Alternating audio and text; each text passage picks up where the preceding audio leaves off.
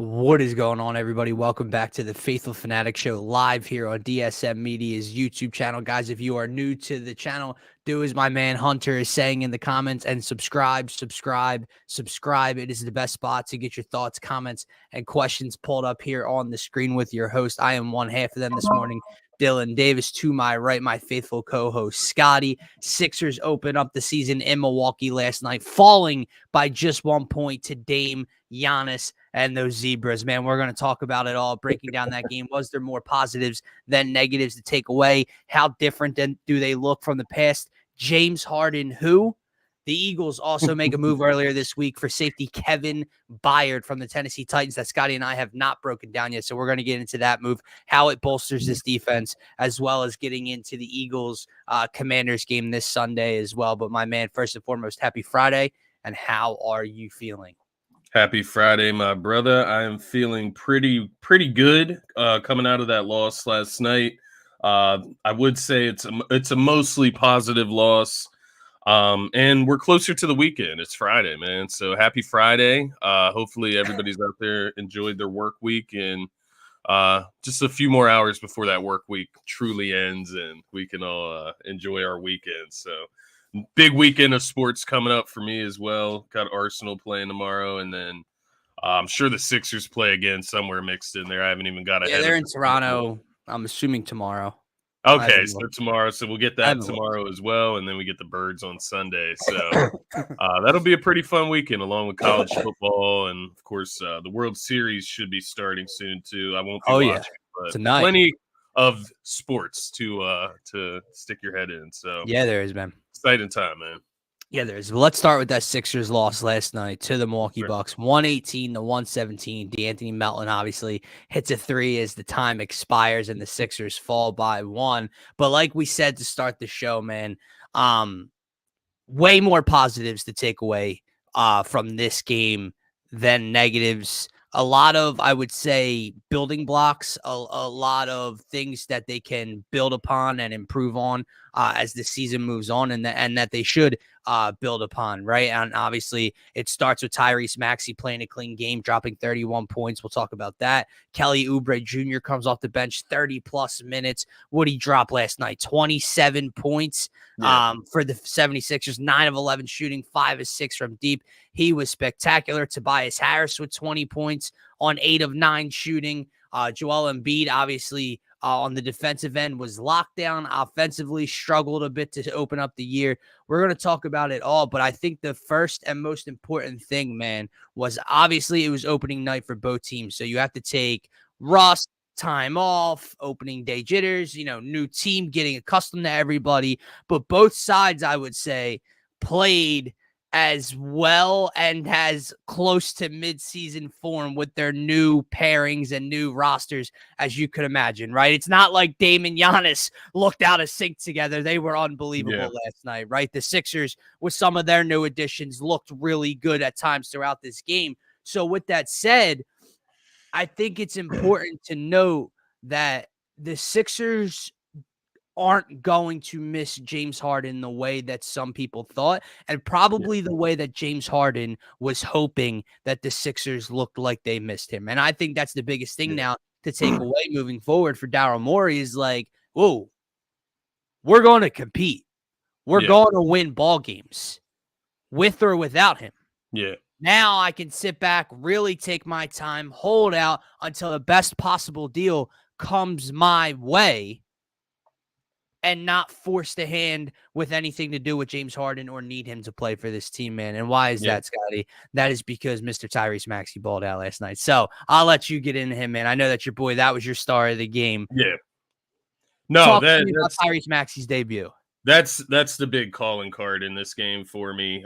You look at this game, Tyrese Maxey didn't start at the greatest, right? He was looking a little passive to start. I imagine that's just him trying to get guys involved, be the point guard, right? He wants to fulfill that role, I'm sure, in his head. But at a certain point, your natural instincts, your talent has to kick in, and that's scoring the basketball, man. And that's what he does. Scored 31 points. I was impressed. He got to the free throw line 10 times last night, shot 8 for 10 from there. There was times where he would get a switch and you see Dame Lillard guarding him and he looks at him as food. And Yep. that type of confidence is what I'm looking for in Tyrese Maxey. He needs to know when he has mismatches. They were trying to put lengthier guys on him like Bootchamp last night, 6'7" forward. So they were trying to get length on him, Malik Beasley. All you got to do is just move around those screens. That's something I liked about Patrick Beverley as well when he was on the court. Yep. Getting Maxey into spots where he can get shots easier, in a more easy fashion. So just having those type of leaders around you, I think is going to make Maxey even better. But the 8 assists, 2 steals, no turnovers, that's the biggest part of it when you're talking about the point guard, the assist to turnover ratio. And when you look at this, in hindsight, and you say, well, we're going to be missing James Harden for this game against Milwaukee, then they'll miss he'll miss the next one at least as well. Maxey gives you 31, 8, 4, and 2 with 0 turnovers. And I would argue that that's better than James Harden's 2010 when he throws in 4 or 5 turnovers and some bad shots. So, so far, so good, right? It's a long season. It's one game, but this is one game against the presumed number 1 seed in the East and maybe the number 1 seed overall in the NBA. Right. So for my money's worth, that is more than proving the point.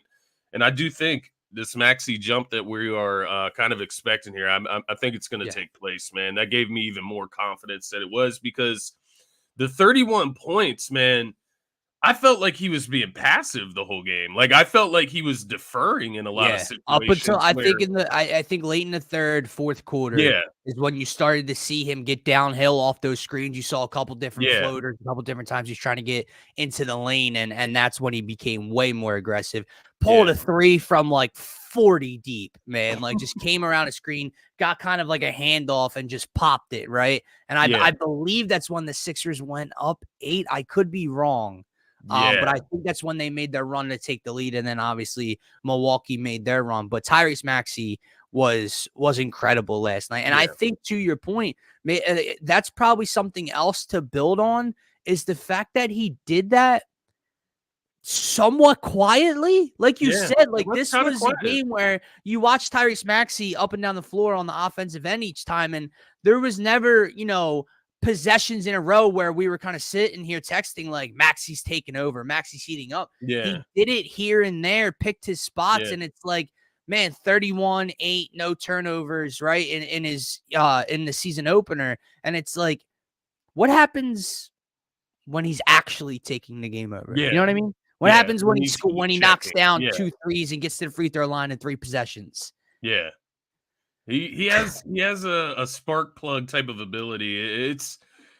It's something for real, man. The kid is the truth, and that's what I took away from it last night. Like you said, in a game where it just doesn't even stick out to you, he drops 31. So what does it look like when he is in his zone, when he's fully confident, when he knows exactly which spots he wants to get to on the court with this type of offense? He's going to be lethal, man, and I think that's exactly what the Sixers need going forward. Looking at Embiid, switching directions here, man. If Embiid comes into this game, this is my one disappointment about this game overall, is the fact that I couldn't just get Embiid to come out from the beginning of the season in shape, fully composed mentally, whatever the case may be. I just couldn't get it. And mind you, Giannis, he didn't have too much of a greater game than Embiid. They probably matched each other as far as how they played. But when I'm watching Embiid, like, after the first quarter, man, which whatever, they play him the whole first quarter. He wants to play the whole first quarter, I guess, to get his wind. After that, he's just out of shape. I mean, turning the ball up, 7 turnovers from the center position when you don't bring the ball up. Like, I don't know, man. There's something about Embiid, and maybe I'm just ready to be extra harsh on him this year after so many failed attempts in the postseason. But it pissed me off that he comes into the season out of shape. Wow. Like, we are already missing James Harden, 20-10 guy, right? And that's a big hole in the roster, supposedly. Why can't we just get Embiid coming into the season in shape? And I get it. You got to play some games to get in game shape. But I don't even think he was in shape from a stance of, like, being able to play part of the game. Like, there was certain points you mentioned when the Sixers go up by 8 points, Embiid comes in and he gives that 8-point lead away. Right Like, back. Right back. between Maxey was in that stretch kind of on fire. That would have been the time to kind of go to Maxey and let him cook, let Oubre cook, take over the game and win this game, take the game out of hand, right? Go up by double digits. He takes the ball. Maxey's calling for the ball in the break. He says no, dribbles up, takes a pull-up jump shot while you're tired and you just dribbled up the court. I believe I texted you the moment he did it, and I said he cannot be serious right now. And then comes down and taps the ball. He grabs a rebound and brings it up himself, gets to the top of the key, gets to the elbow, and takes a jumper within 3 seconds of the shot clock, within 2 seconds of being across half court. Yeah. You mentioned it, obviously, the outlet pass to him where, it wasn't, I don't know if he could have gotten his hands on it, what the problem was, but he just volleyball smacks the ball, tries to basically just tip the pass and redirect it out to the top of the key, right to a Bucks player, go down. I believe Dame hits a three or someone hits a three in transition off of that. I'll tell you what, you said you were pissed off because he's not in shape. I'll tell you that I'm pissed off that the Sixers lost by 1, nearly beat the Milwaukee Bucks in spite of the MVP, in spite of what's supposed to be their best player. Now, granted, I think it's important to acknowledge the fact that Joel Embiid tends to start season slow, whether that has to do with his offseason conditioning, not being in game shape, whatever the case may be. He tends to start slow, and then we all overreact and we worry about him and yada, yada. And then he turns into MVP Joel at some point in December or November, or whatever the case may be. However, to your point, coming off of that Celtics loss, coming off of this drama-filled all season, coming off of you trolling, making the comments about just winning a championship, whether it's in Philly or anywhere, executives leaking reports that they're keeping an eye on how frustrated he gets. While I'm getting frustrated with your attempt, bro, I'm getting frustrated with your want on the court because I continue to see the same sluggish, mopey Joel Embiid on the floor last night. I'm going to get into in a little bit how tough and scrappy this Sixers team is. They got down, 18 in the first half, 19, and fought their way back. When that run was going on, you could watch it. You could see it on his face, the body language, the facial expressions, the same old when things aren't going right. But to your point, man, he came out in the third quarter and Joel Embiid started to cook. He started to take this game over. He hit a three from the top of the key. He started to get into his mid-range stuff. He's playing great defensively, right? Playing physical. He was really good in the third quarter.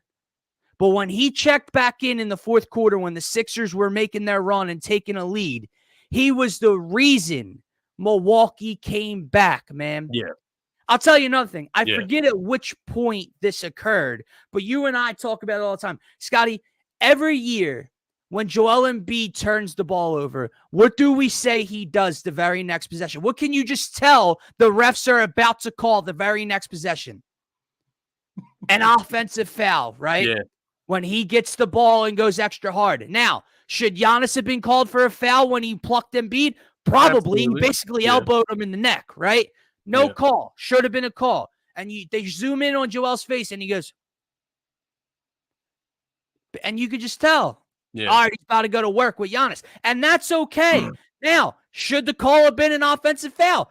Probably not. The issue is you put yourself in that position because you're frustrated. He goes down the very next possession after Giannis steals the ball from him and there's a no call, and he starts getting physical with Giannis for positioning, and they're battling and shoulders and elbows. They fall. The call goes the other way. Right or wrong, you did that. Yeah. Because you're so mentally just, I got to get back. I got to be. No, dude, I'm sick and tired of it, dude. I know it's night one and we're taking away positives, and I know the MVP is going to be okay, but that shit's got to stop, man. Yeah. It literally makes me want to say that was just such a typical Sixers loss. Like, that's what it makes me want to say, despite the differences in the rest of the roster. You have a bench piece that comes on and is a spark plug. You have Maxey that scores 30 points, doesn't turn the ball over. But Embiid, it all starts with him every single time. And that's the way it always goes. That's the way it goes when we get to the playoffs. So, like, while we can't sit here and be highly critical of the first game of the season, it does look very similar to what we saw just in the last postseason game where they get blown out in game 7. So, like, that type of mentality, it's just really starting to rub me the wrong way. And I said this to you pregame. Gets these moods where, like, okay, well, Oubre and Maxey are scoring right now. I got to score too. No, that's not how it works. Oubre and Maxey are hot right now. They've been on the court. They built this lead. Let's get them the ball some more. If you get some open shots, that's great. But that's like, there's like a selfishness to that I can't stand it, man. And a lot of standing around on offense still last night that I didn't like. I love this I was point. not out of 10, man. I would probably give Joel like a 3 or a 4. I agree. Under a 5. I was not happy with Joel Embiid. And again, I thought he played tough and physical on the defensive end. I liked what they did with Giannis with the switching and the help and everything like that. I thought he was good on that end. I thought at moments, especially to start the third quarter, I thought he was heating up and he took the game over for a minute. But outside of that, like I said, Joel Embiid should never be the reason your team blows a lead or be the reason your team loses. And that's what it felt like in the middle of the fourth quarter last night, Scotty. When he checked back in, Milwaukee went on a 16-2 run within 3 minutes. Yeah. That's embarrassing. And I love this point by Marshawn Lynch. Joel is not measured when everything is great and he has 52 against the Jazz.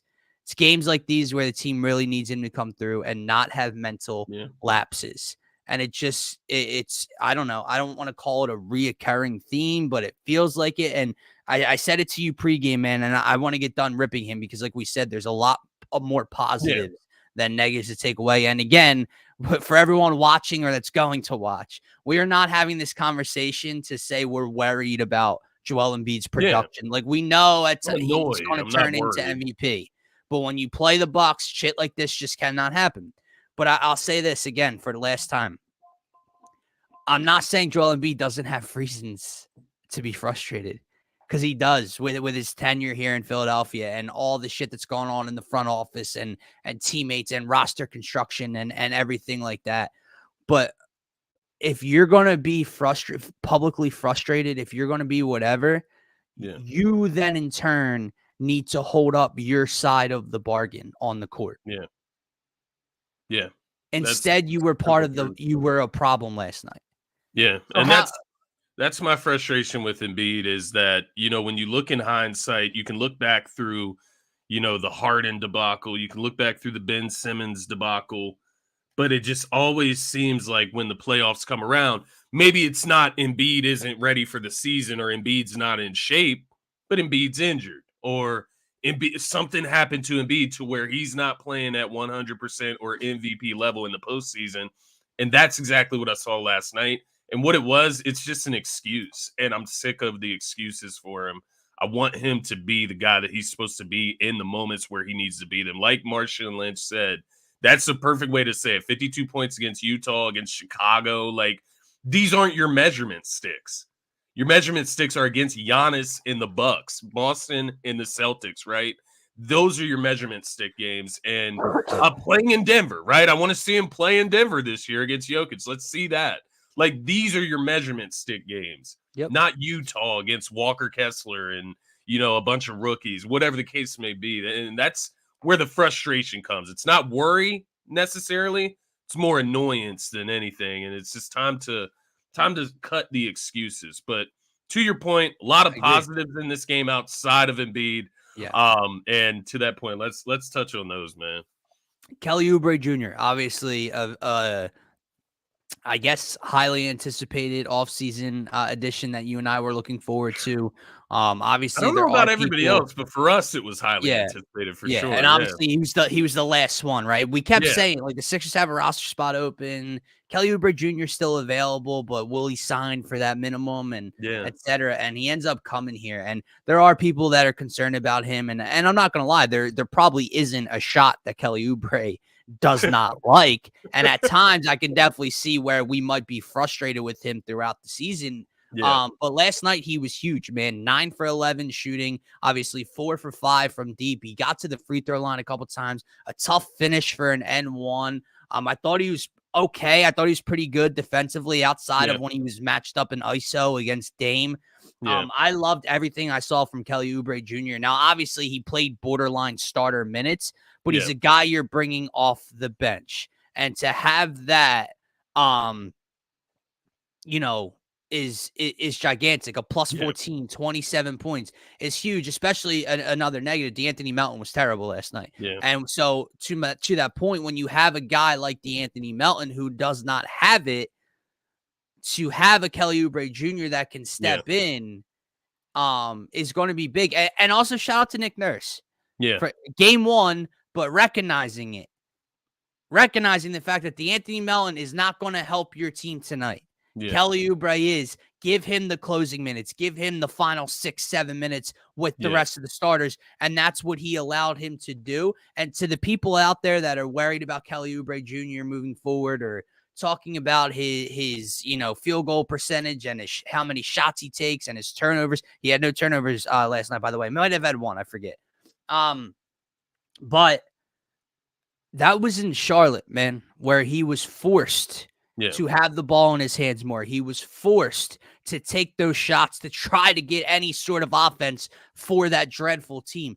That's not what he's going to have to do here. He can be selective. I think it's a perfect fit. He's their microwave scorer off the bench. And to see that on night one against that team, that's something else I don't think we've had in a while. A bench piece, a role player that shines against that team, right? Remember when we thought our bench was up to par because they would roll through, like you said, the Bulls and the Jazz and whoever else. And, oh, man, whatever. And then they'd play Boston, or they played Milwaukee or Miami. And it's like, wow, this bench unit cannot play in the postseason. Well, Kelly Oubre Jr. looks like he's going to fit in just fine, man. Yeah, no, I do think, Oubre was excellent last night. He was a team high plus 14 in the plus minus. And, you noticed when that run happened where the Sixers did take the lead, they were able to get a big enough run to go up by 8 points. And he was a big part of that. Hit a couple threes in that time, got to the free throw line. And I think, we could end up seeing games where the shot selection's a little iffy, but like you said, he's going to be in a little bit more restricted type of role. And at the end of the day, man, I begged some of these guys to come in and shoot the basketball when they play for the Sixers. Seth Curry, for example, is a guy that I just begged to let it fly.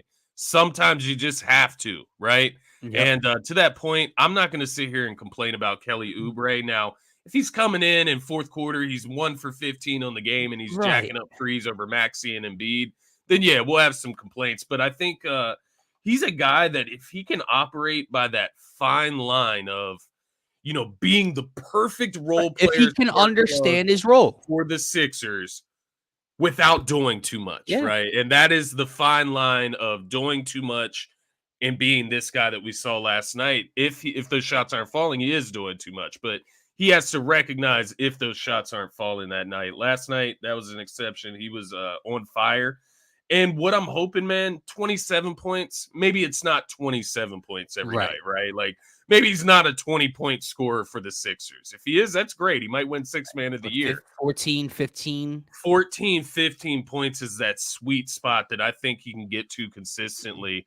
And if he can, man, there is nobody that we've had come off the bench like this. Now, mind you, maybe he should start for PJ, right? Like, I don't know.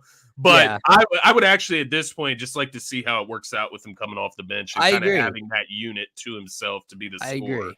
Because it worked well last night. So I agree, because the second you do that, the second you and I know there's going to be people calling for it already, but the second you move him to the starting lineup instead of PJ, instead of, because DeAnthony Melton looked so bad, the issue then becomes, well, now he's pancaked in between the starters in most of his role. So his shot attempts will obviously be less, and it's less needed. And then when he's not making shots, we are going to get frustrated because Embiid and Maxey and Tobias are on the floor. And why is Kelly Oubre getting the shot? And then also, the second he starts and the bench lacks scoring and shooting, we're going to be right back to our bench issue, which people are going to complain about. So I wouldn't mess with it unless it becomes a glaring issue in the starting lineup where PJ Tucker's unplayable or DeAnthony Melton is clearly not comfortable in this 2-guard role.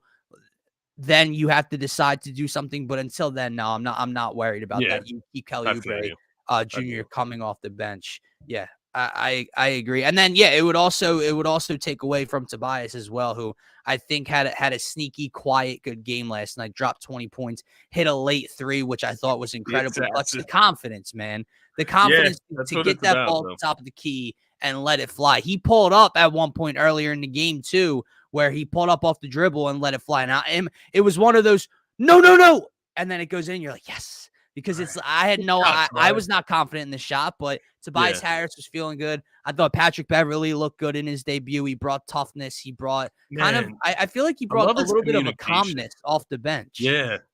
It's just the open communication. And, when you listen to his podcast, he's a very well-spoken guy. And you can tell that he studies a lot of film. He watches a lot of stuff. He has a high basketball IQ. And he's a very, very good communicator. That's what I loved about what he was doing last night on the floor. How many minutes did he play? 14 minutes. It was a good 14 minutes, right?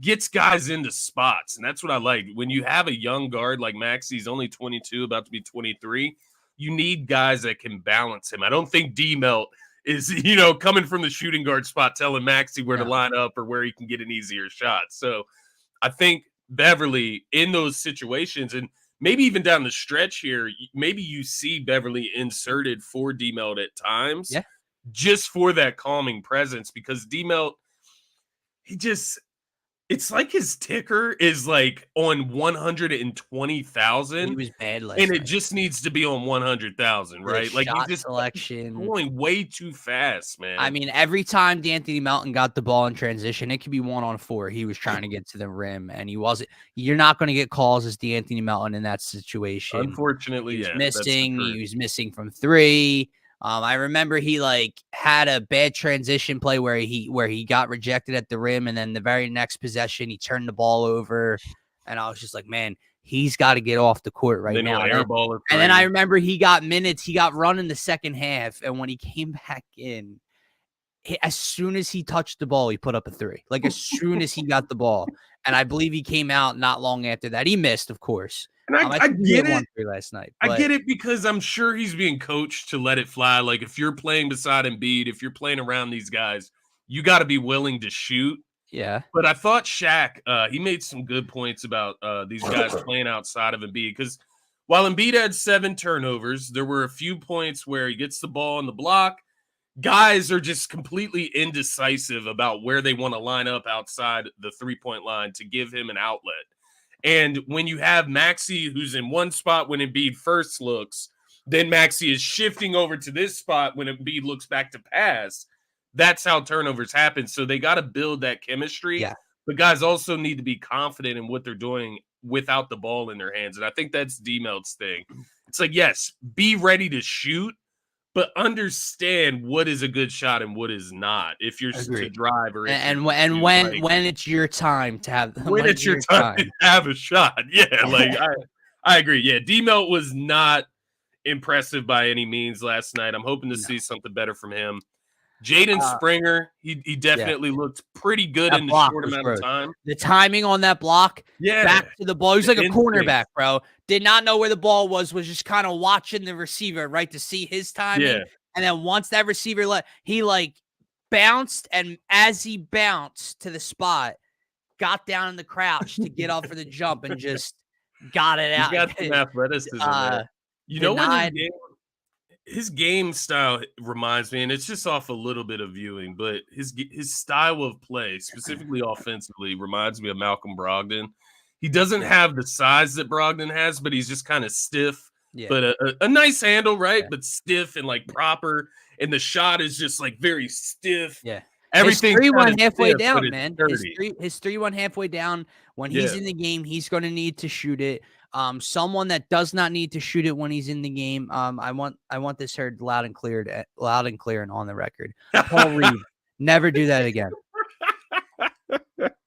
You're gonna have to get used to it, man. No, I don't. No, I don't. No, I don't. I do not. He's got the green light. I heard rumors and saw tape, and the broadcast talked about it, that he was warming up in the corner. And he has mentioned how he's actually allowed to shoot the ball or whatever. Yeah, if you're open and the shot, whatever. You can take a three in the corner like PJ Tucker takes a three in the corner or two.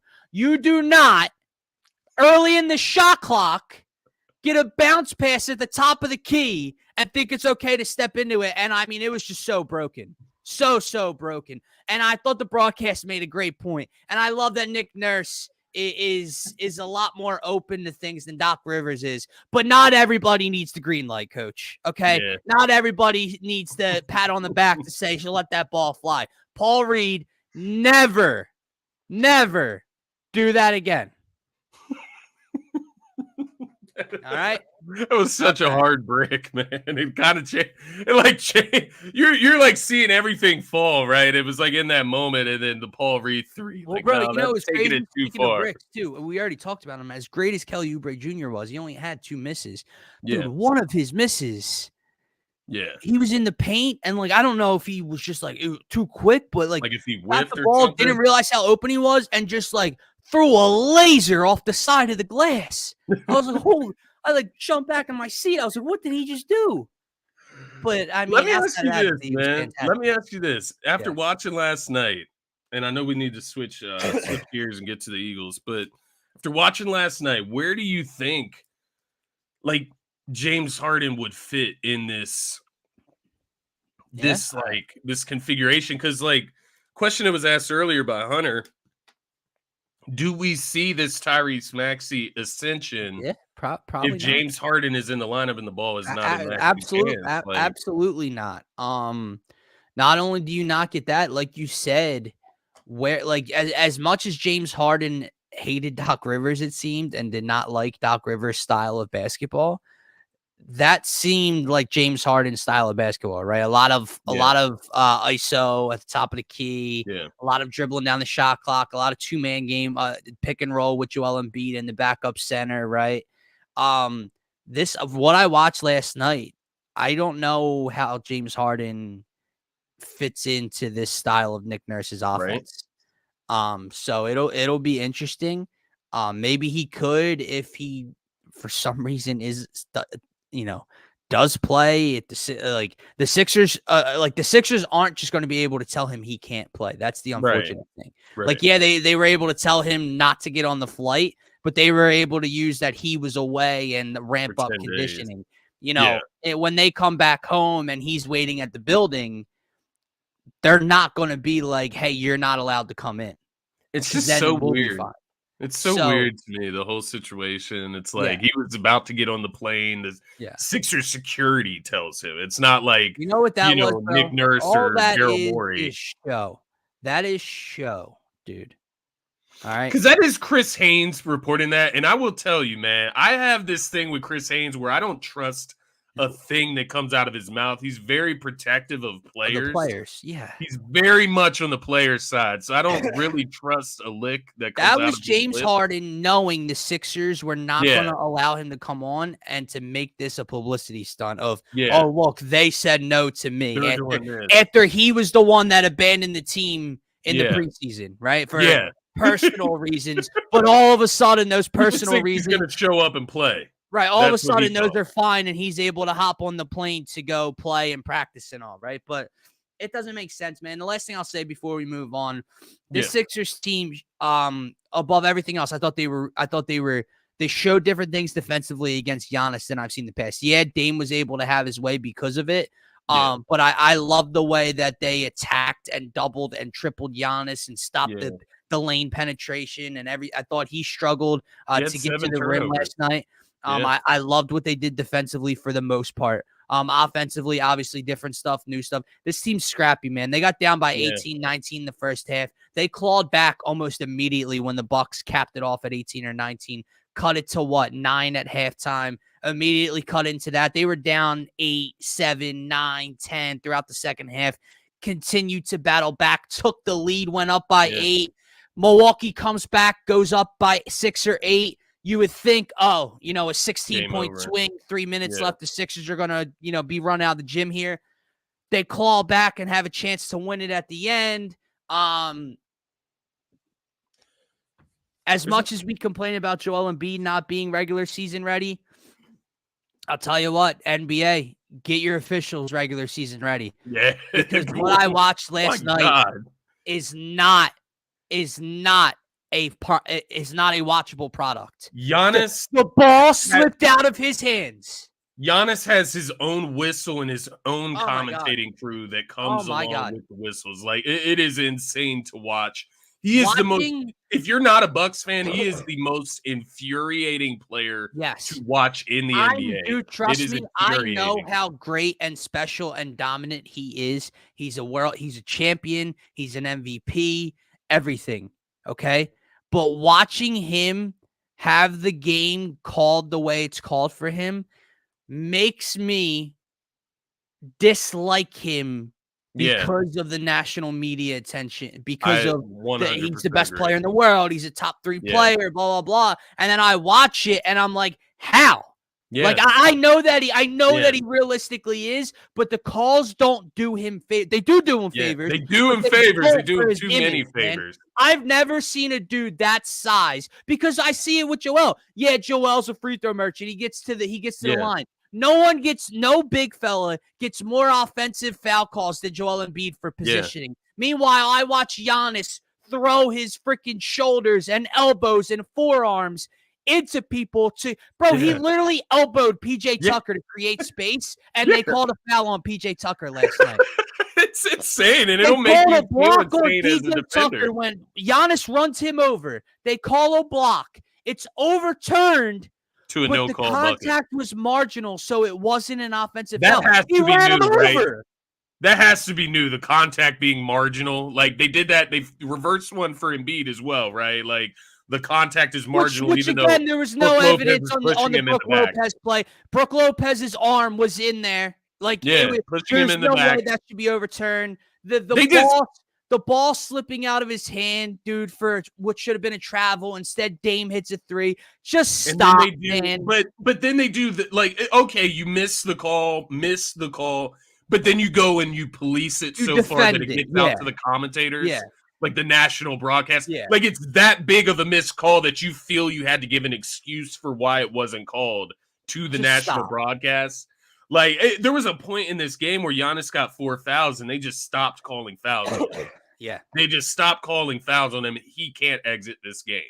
You talk about free throw merchants. This man, Damian Lillard, I mean, my God, he shot 17 free throws last night. Mind you, he went 17 for 17. But like the 3-point shot that he got called for a foul, where did you not into the lane? He just falls down and it's a foul on the defender. Did you not think he put his leg to the side for that 3-point call? Yeah, absolutely. That's what I thought. That's why I didn't know why Nick Nurse didn't challenge it with the second challenge. Free throw merchants, man. Like, come on. Yeah, Giannis. I did like what they did against Giannis last night. That would be the high point for Embiid as well, because he plays a big part in that.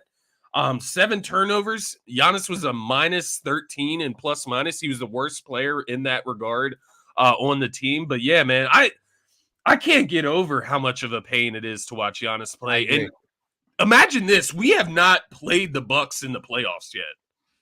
Imagine playing this man in a 7-game series and seeing the different ways that he is called.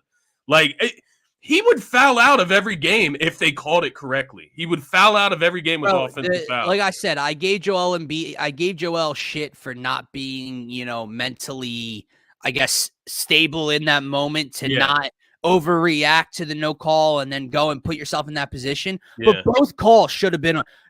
It'll drive you insane. You strip Joel Embiid. Yeah. I mean, my God, his entire forearm was pushing Joel Embiid's upper body before. And you just got to watch him go down and dunk. And then Yeah, Joel, you're being physical. Again, don't put yourself in that position because I see what you're doing. Like the very next possession, I Yeah, see it clearly. yeah. But Giannis is behind him.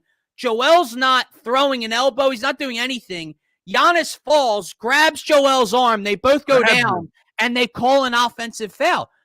What are we doing? Yeah.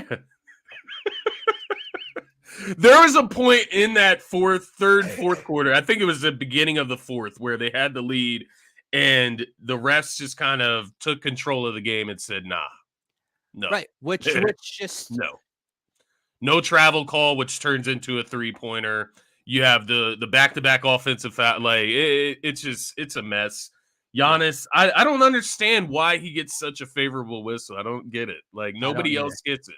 Nobody I don't else either, and that's the issue again. Like I said, with making it kind of you kind of take away from his greatness because you watch him airball to threes and the trouble at the free throw line and etc. And when he gets these kind of whistles and doesn't get foul calls called on him with him being physical, you kind of just watch it and you say he's just a brute. Like you're just watching him get playing a different game.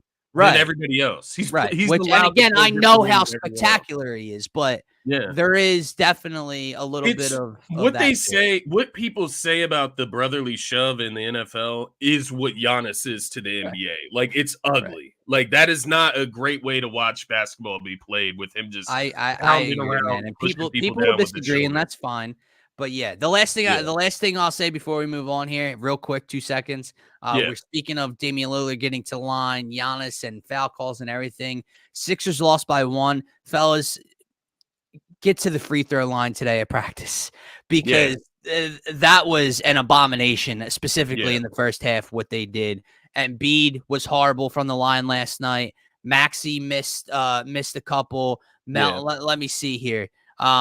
Embiid was 3 for 8 from the free throw line. Yeah, it was really Embiid. It was Embiid that missed most in the first half. And then are you kidding me? Maxey piled on in the first half by missing 2. Right. I think Tobias missed 1. Yeah, so it all added up in the first half. But yeah, no, I agree with you, man. I'm but with you. That was definitely something to look at where you're like look at that, bro. They lost. So again, not to pile on our MVP here, but you lose by 1. And this dude goes 3 for 8 from the free throw line. With everything else that he did wrong, with the turnovers and everything else, if he just hits 1 or 2 free throws out of 5 misses, it's an overtime game or they win or whatever. I'm telling you, this game just screamed Embiid out of shape. Like, it just screamed it. Free throws. He took the second most amount of 3-pointers on the team. He took 7. I think Maxey took 8. He was the only one that took more. It's like, get your ass. Like, I hate to be that old school guy and say, get your ass in the paint. But, like, that's part of the laziness and being out of shape. You're settling for shots outside the paint. And I completely that's what we saw last night. But I will say, looked like Giannis wasn't in, like, great form either, right? He had 7 turnovers, 23 points. Last thing I will say, Nick Nurse, I thought was spectacular last night. Tried a bunch of different rotations and pairings, and the defensive scheme was great. Let Mo Bamba play. At least let Mo Bamba play. Because when Joel came off the floor last night, you were way too small. You got bullied. And the Bucks weren't even playing. It's not like they had Giannis, Brook Lopez, and Bobby Portis on the floor together. I believe it was just Giannis and Bobby Portis, and that was it. Yeah. Like, you had Paul Reed and Tobias out there, man. Like, I don't know how many times I have to say it. I know he can get limited run as a backup. He's 6'9". Yeah. He's not a center in the NBA, man, and I think it continues to show.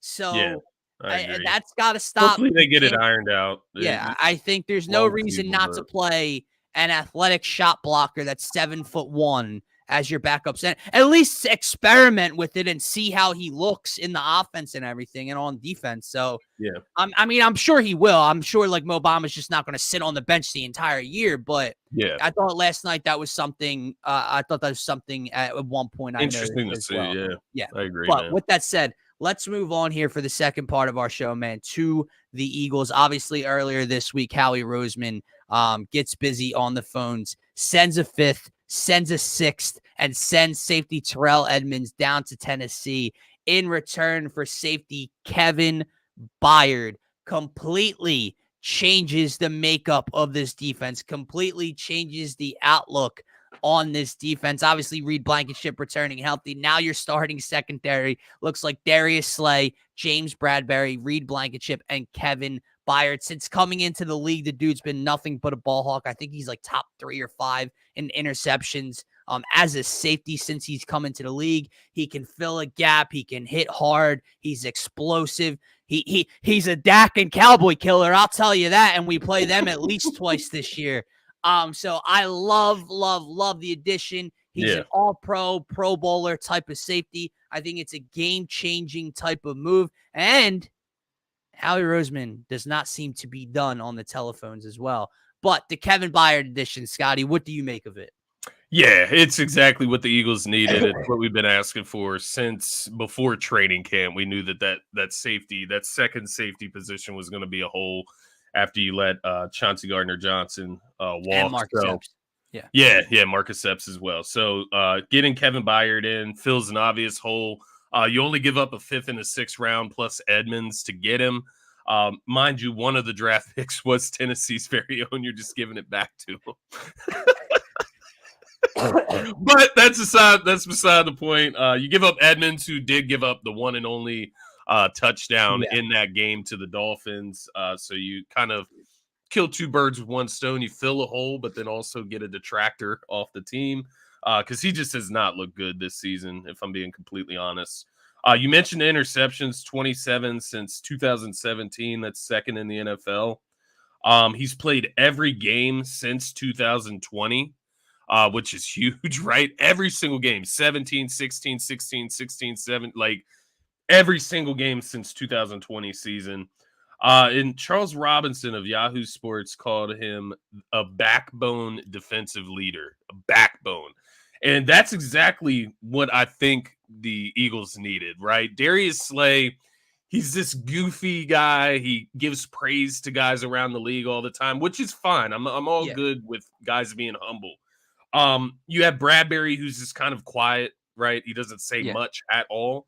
Right. Reed Blankenship is this unproven young product. He looks pretty good to start, but unproven nonetheless. You bring Byard in to be that leader of the secondary, that vocal guy, that strong guy, that guy that can put a lick on someone. And I think that's going to be the difference for this defense moving forward. And you talk about timing. Right in time for the gauntlet, right? You get a week warm-up game to play the Commanders, play the Cowboys, then you get a bye week, and then we see the real tests in the Chiefs, 49ers, Bills, so on and so forth. So I love it. I thought it's a no-brainer, man. And just talking about rankings this season, ranked 7th amongst safeties overall, according to PFF. So while he's a top 7 safety, that's him on the Titans. What does he look like on an Eagles team that has an elite pass rush and 2 elite corners outside of him? So I'm beyond excited, to say the least, man. And you mentioned it, Howie is not done, according to the rumors. Diana Rossini says that he is still contacting people. I'm looking at guys in that slot position now. I heard he loves Kenny Moore.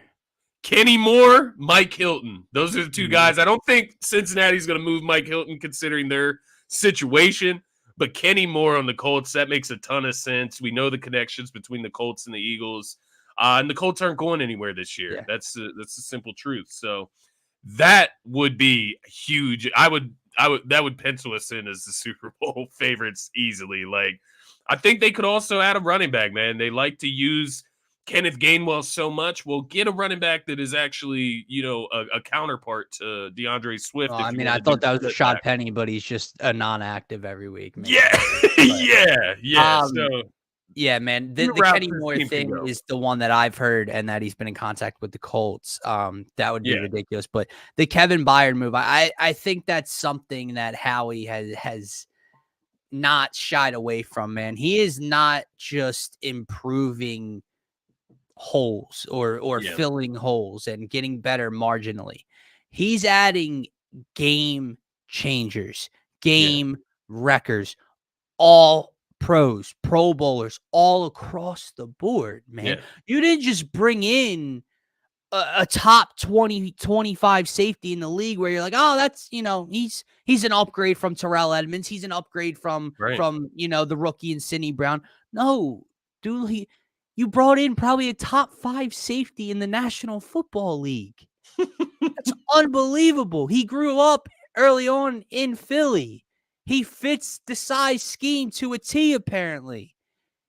He does it all. He's a ball hawk. He hits hard. He can. It's a huge, huge addition. Another healthy, fleece man. job. He plays. Like you That's the said, big thing. Plays one every of the game. 2 picks was Tennessee's own. It's Terrell Edmonds. So you essentially gave up a 5th or a 6th for Kevin Byard, man.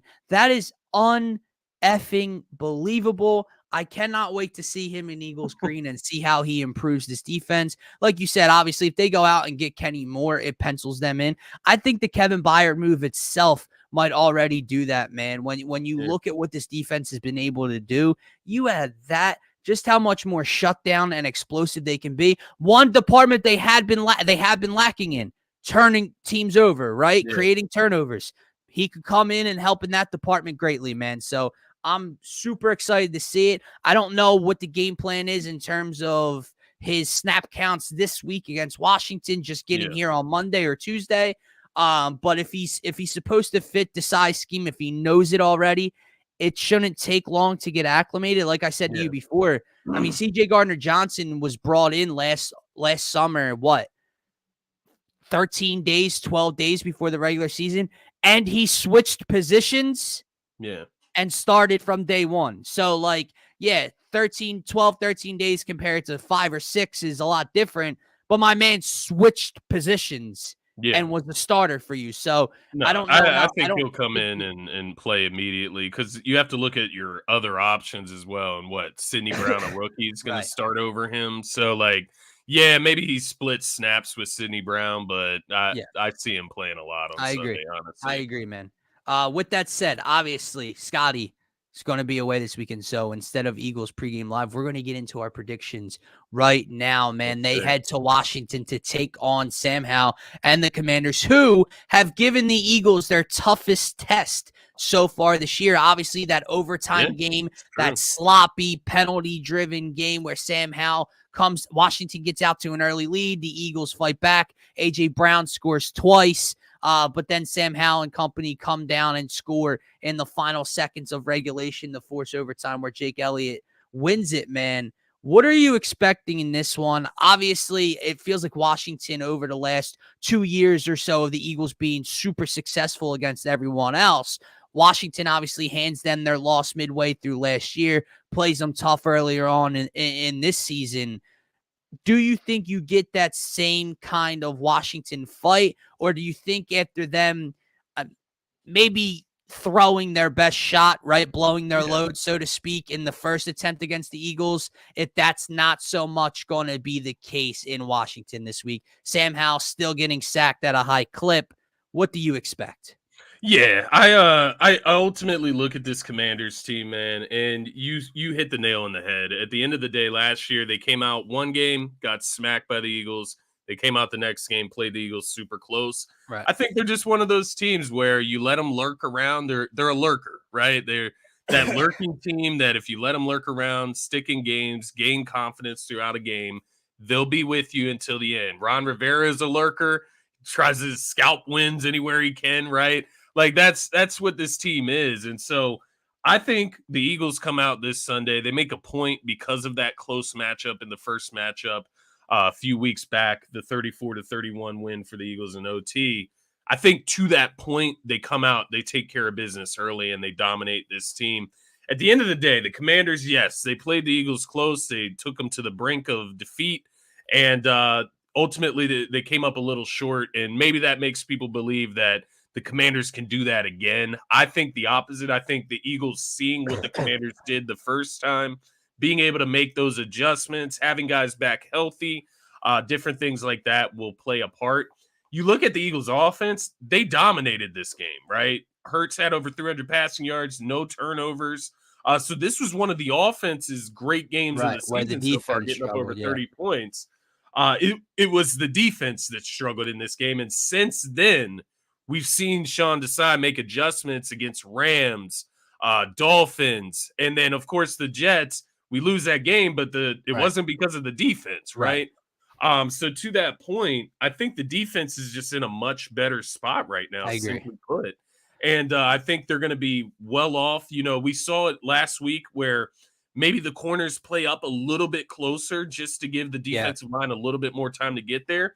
I think that's just enough for the Eagles to get after Sam Howell and get him on the ground Yeah, nonstop in this game. I think that's the key for me as well, man. I mean, you look in that first try against Washington at the link where Sam Howell came in the most sacked quarterback in the league. Yeah. Now, obviously, we got to him down the stretch. I believe that's when Hassan Reddick had a sack or two late in that game, and you thought it was takeover time. But for the most part, the Eagles had trouble getting hit to him in the first half. The Eagles also, correct me if I'm wrong, maybe they weren't bad against it, but I thought Brian Robinson was able to run the ball a little bit against the Eagles in this game, which is something they've stopped and slowed down against other teams and made them one-dimensional. Weird, man. It's weird because, like, the Commanders, it always feels like that, but then you look at their numbers and they're underwhelming. Yeah.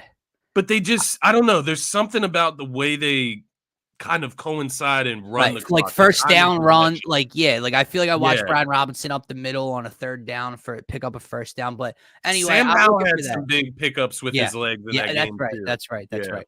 But I'm looking for them to make him one-dimensional, to get after that offensive line and get to Sam Howell, and then in turn do something they didn't do in that game either and turn them over multiple times.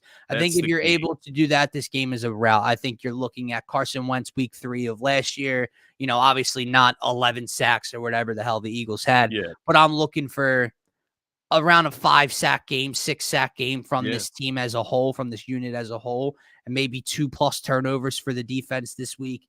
And if you do that, I think the offense will still be able to soar. Obviously, something's going on with Jalen. Nick has talked about playing through it and whatever injury he has going on, man. But they don't list it on the injury report. Yeah, it's very weird. strange. He's definitely hobbled by something at the moment. So you have to keep an eye on that. But I would expect that if the offense was able to have the success they had a few weeks back when they weren't even hitting their stride yet this year, I thought the Miami performance was very impressive. 3 out of 4 in the red zone. I'm looking for that to continue this week. And I think that the Eagles, to me, this might be their most complete game on both sides of the ball. Yeah. Obviously, last week we were very impressed with the defense. The offense did its job. You beat the Dolphins by 2 scores, dropped 30+ points. It was a great performance, but it was a 7-point game late in the fourth quarter, right? So it was close, right? Yeah. I'm not looking at it this way like that. I'm not looking at it that way this week. Okay. I'm looking at this Eagles team. They're 7-point favorites on the road this week. That's more like double-digit favorites, right? I'm looking at them to go in and do what they're supposed to do and beat this Commanders team by 14 to 20 points this week, honestly. Yeah, this needs to be that complete win this weekend. I completely agree. I think both sides of the ball need to dominate and win this game by double digits, win comfortably. That's something that, you know, we've done very seldomly this season, I feel like, where it didn't come down to like a fourth quarter drive, right? And that's what I'm looking for. I loved your point. That's one of my keys to victory here is just winning that turnover battle. That's not only getting turnovers on the defensive end, but I would love to just see, once again, that completely dominant game where Jalen Hurts just doesn't turn the ball over at all. I would love to see that because, you know, you're going in to this game. You have Dallas next week. That's a tougher defense. They're going to be all over the ball. They're going to have pressure coming after the quarterback. So get used to being protective of the ball now. Get ahead of it, and let's cut those turnovers. And then you mentioned it, 40 sacks against Sam Howell this season. You got to get pressure on him. And I think that will be the domino effect. The pressure gets there, the turnovers come, the possession time for the Eagles goes up, and the Eagles win this in dominant fashion. And then just starting strong, man. I think that's a big thing as well against this team. As I mentioned, they just lurk. They just wait for opportunities. They take advantage of your mistakes. And they never do anything that really blows you off the screen. But they will play you tough if you make mistakes and let them stay in the game. So Eagles need to come out, start strong, start with 7s, not 3s, and end this game pretty early for me, man. Yeah, no, I agree with you. And I think that's my kind of last kind of thing I'm looking at today, besides getting pressure and turning Sam Howell over. Offensively, 7, not 3s, right? Yeah. Continue. You finally had a solid week in the red zone. You had a bad drive to start the Sunday night game against Miami, but after that, you bounced back. You went 3 straight with touchdowns, finished 3 for 4 on the evening. Yeah. Continue to do that. Right, Yeah. right. Don't take one step forward, this week and take 2 steps back against the Exactly. Commanders. Continue to do that. Brian Johnson, Nick Sirianni, to continue to put together this game plan. Continue to get Dallas Goedert involved. Continue to spread the football around. AJ Brown's always going to be there, man. He's AJ Brown. But how can you draw things up for some other guys and get them involved? Obviously, Julio Jones was new to the system. Does he get a little bit more responsibility, a little bit more playing time this week? Something else to keep an eye on. So I'm looking forward to it, man. But Scotty, give me your standout star on offense this week for the Eagles. Yeah, I'm gonna go in a different direction. It's maybe not different from the last couple of weeks, because I feel like we've all been waiting for this to happen, but feels like it's time for Smitty to have a game, man, and get in the end zone again and have 70, 75 plus receiving yards. I'm hoping for a 100-yard receiving game from him, because I do believe after that first matchup, as you mentioned, AJ Brown's always open, so it really doesn't matter, but he had 175 yards and 2 touchdowns against these guys last game. So I imagine there's going to be a lot more attention around A.J. Brown and keeping him contained and stopping him, to where it should open up for guys like Goddard, like Smitty, in the rest of the field. I just feel like it's Smitty's turn, though. At the end of the day, these guys kind of take turns game to game. Who gets it? It feels like it's been A.J.'s turn for the last 5 weeks, which is fine with me. But there's usually another guy mixed in there as well. Last week it was Goddard. Smitty loves playing in DC too, man. He loves playing down there. Yeah, exactly. He does love 100, the FedEx 160, 170 yards last year, last year in Washington in that one. So it would be due. It's due, man. No, I love the pick. I'm going to stay a little bit. I'm going to be a little basic bitch here, and I'm going to give you. I'm going to give you AJ Brown. I think this dude is on a legendary type of run right now. And obviously I think he tied Megatron last week with the 5 straight weeks of 125 plus yards. I think he gets another week, man. And obviously I know they're not going to do to that poor kid what they did last week in Washington, or last time against Washington, and Washington's defense is not going to allow him to go one-on-one with AJ Brown. But you can try all you want. I don't think there's a recipe to stop it, because even the second you try to do that, the Eagles will pivot to what you're saying. They will pivot to Smitty, and they will pivot to Goddard, and they'll run the ball, etc. And then you're going to have to adjust back to that. Yeah. Because you can't just keep keying on A.J. Brown after 2 possessions of getting everybody else, for 14 points. So the second you adjust back to that, I think A.J. Brown's right there. I think I'll tell you what, man. We did our wide receiver rankings before the year, and we both had, I think you had him a little higher than I did, but I had A.J. Brown around 7, I believe. And we were kind of sitting here discussing, is A.J. Brown, better than CeeDee Lamb? Is A.J. Brown better than so-and-so? Like, he's in this tier. A.J. Brown this year is in the Tyreek Hill tier. Yeah. He's in the Stephon Diggs tier. He's in the Jamar Chase tier. Hell, he's playing better than almost all of them outside of maybe Tyreek Hill. Yeah. He's been maybe the best receiver at times throughout this year in the entire National Football League, and I think that continues this week. I think it's just too familiar with him and Jalen. I think he's just constantly open, and I think he'll get over 125 plus yards. Man, I'm interested to see what they put his over/under at yardage-wise on DraftKings this weekend.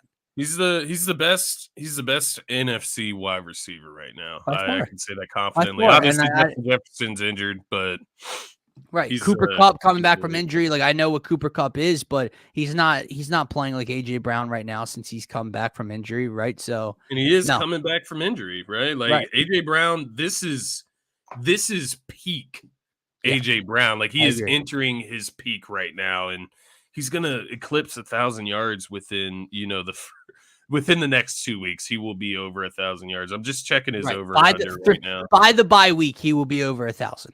Exactly. Between this week and next week, he will be over 1,000 yards receiving. He's set at 89.5, and right now that just feels like easy money, man. Right. Like, honestly, right? But think about what that says for the type right of run now. he's on, man. Yeah. Because to start the year and last year, his over under was like at times like 68.5, 73.5, 72.5, somewhere around there. And then, yeah. Have we been watching the same Cup, bro? So Cooper Kupp has not been playing like AJ Brown has this year. Yeah, I mean, Kupp is great. Like, we're not Cooper Kupp. He's a top 5 wide receiver normally. I'm just saying. AJ Brown is right number 2 now, in NFL in receiving. Why so offended, Lawrence? Like he's right a Commanders now, fan what I'm trying sideways to say. Too. He's going to the Commanders game this weekend against the Eagles to support the Commanders, even though he's a Rams fan. So there you go. I mean, that answers it, right? Hey, I'm going to this Halloween party in Maryland, and this is my boy, man. He was my groomsman. I'm going to this Halloween party in Maryland. He's going to a different one. Wow. He's got to get to the game on Sunday to see the Commanders play, not to see the Eagles. To see the Commanders get their cheeks clapped. Yeah, they're going to get clapped, man. His wife's going to be upset. By the way, I would just like to say in 3 weeks, he's put up respectable numbers. He did have 2 catches for 29 yards last week. So Kupp is a great receiver. We're not arguing that, man. No, he's top 5. 148. My point was in terms of NFC wide receivers right now over this stretch, Cooper Kupp coming back off of injury has not been what AJ Brown has been so far. He's been the best wide receiver in the NFC, I arguably in the league outside of Tyreek Hill. That's all I'll raise Pastor Rims 118, 148, and 29. I'll raise you 137, 131, 127, 175, 131. What about the touchdowns too? Because only 3 touchdowns across those games, but nonetheless, yardage machine. Yeah. And I mean, just watch him play. I mean, he's a physical freak of nature. Like, enjoy that Halloween party. Is he going as a pastor? Something good I would question. Like to know. Good question. You got to fit the persona, man. I feel that. Now, shout out to Warrens, man. That's my guy. His wife's a Commanders fan, so no, it's there. It is. All right, Warrens. See, Warrens is funny. He's going all the way back to that Vikings game. 29 yards. Well, didn't Kupp do the same thing, man? Except AJ has a longer and larger sample. Yeah. There you go, Warrens. Sorry. Nobody's going to sit here and pound the table over AJ and Kupp right now, though. It's just not a conversation. Like, it doesn't need to be brought up. Anyway, game predictions, Eagles, Commanders. Eagles sitting with the best record in the NFC right now, 6-1. Will they improve to 7-1 over the Washington Commanders this weekend? Absolutely, they will. They're going to dog this team this weekend. It's, as you mentioned earlier, it's going to be the first complete game. Because while last week was great, it was a dominant game towards the end. You still had the turnovers. You still had a close game in the third quarter. And I don't even think it's going to be that by halftime.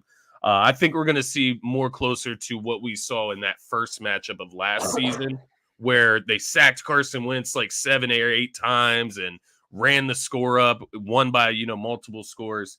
I got the Eagles winning this game 33-14 with the offense eclipsing 30 points again.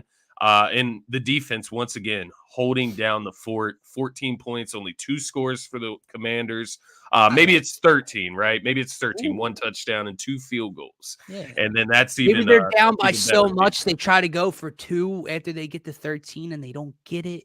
Ooh, you know what I mean? Yeah, I like that. Also, Hassan Reddick, defensive player. I'm going with him again this week. He got super close last week to a bunch of sacks. He was great in the run game. I'm looking for 2 to 3 sacks this game against this poor offensive line. I respect it, man. Yeah, I got the Eagles winning this week pretty easily. Like I said, 31-29. You are disrespectful. like I said, man. I think the Eagles are going to go back and watch that film, specifically defensively, right? At what Yeah. they did or what they were unable to do against Sam Howell and the Commanders a couple weeks ago. And I don't think they're going to allow that to happen. They are a little bit more healthier at this point. You bring in a guy like Kevin Byard. Sean Desai has made some incredible adjustments. I mean, again, I know it's week to week. I know it's matchups. I know everything changes. But if you watch what the Eagles defense just held the Miami Dolphins to 10 points, I don't know how we're going to sit here and say that the Washington Commanders are going to score almost 30. I'm going to go with an Eagles win. I'm going to say maybe they don't have the offensive explosion they had the first time against them. Maybe that Jalen is a little bit more hobbled. I'm going to go Eagles 27, Commanders. I'll go 14. Why not? I agree. 27-14. I was going to give them 17. Felt a little too close for my liking. Not enough of the damage I'm talking about. But yeah, nonetheless, I had the Eagles winning by 2 scores, man. At least in this Just one. get out of. Here's one last thing. I didn't say it before that Jets game. Just get out of that FedEx Field healthy, man. Knock on wood. Yeah. Everybody stay healthy. That field's a piece of shit. That stadium is shitty. So come out of there with both your legs. No railings collapsing after the game while my QB1 is shaking hands. Come on, man. Come on. I'm with you, brother. Anyway, that is going to wrap up this Friday edition of the Phaithful Phanatics Show. Guys, if you are new to the channel, if you're checking this out in replay form or watching live here with us, make sure to support by smashing that subscribe button. This is the home of DSM pregame live. You can catch all of our Eagles, Phillies, and Sixers pregame shows throughout their seasons, as well as right here on the Phaithful Phanatics Show. It's the best spot to get your comments pulled up. Best spot to be interactive here with your host. For myself, for Scotty, for DSM, have a great rest of your weekend. Go Sixers and go Birds. Go Sixers, go Birds.